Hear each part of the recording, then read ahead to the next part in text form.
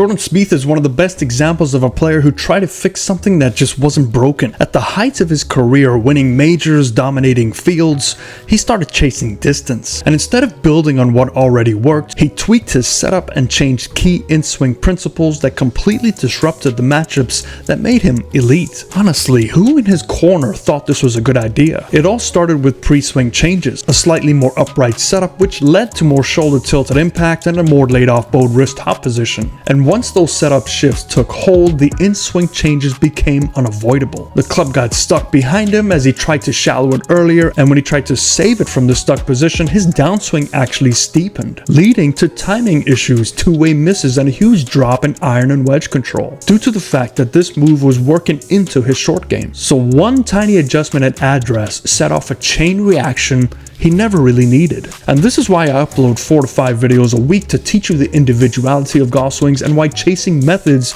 or trends usually hurts amateurs. In the time I've coached for 3 decades, every swing, every method, every secret move is built on compensations. The key is understanding yours, not copying someone else's. Now, let me show you his changes and how they affected his swing.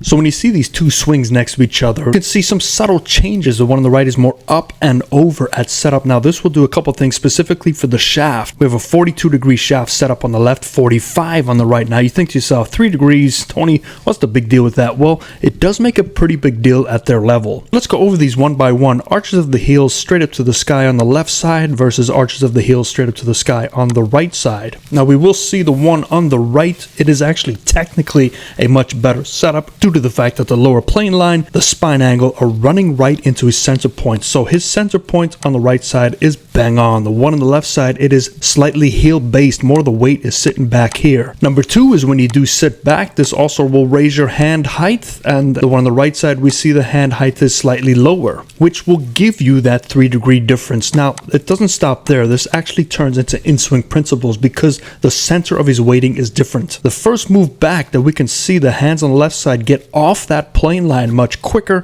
versus the right side, it's staying on that plane line much quicker. The arm action is also moving outward with Jordan on the left side and more inward with Jordan on the right side. And remember, this was all to try to get distance, to shallow the club quicker on the way down. As we move back, we can see the hands here are already in a different position. Jordan on the left side is working higher, Jordan on the right side is working lower, again to set the club more inside and deepen the hands. And we can also tell by looking at the shaft. So the shaft is working higher to the secondary plane line versus the one on the right side is more in between the planes, and we continue up to the secondary plane line. Both hands are high, but look at the difference between the laid off position of the club head back here on the new one versus the old one. It actually crossed back around. Now we take a look which hand is actually deeper. Well, we see the depth is actually deeper in terms of his center point on the old swing, but on the new swing it's bang on. So again,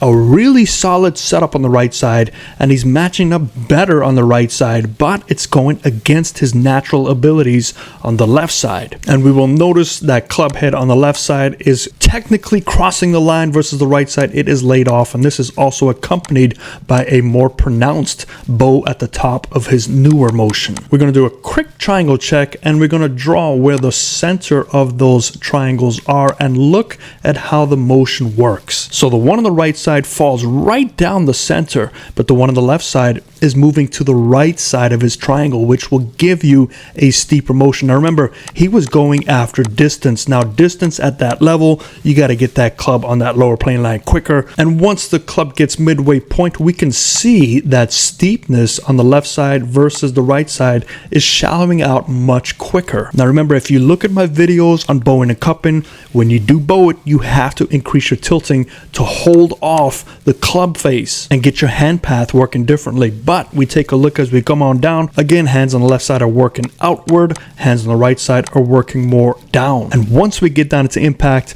the club on the left side is working more around the body. The club on the right side is working more under. And we strike the golf ball and we can see the difference of tilting. So this is the old tilting and this is the new tilting.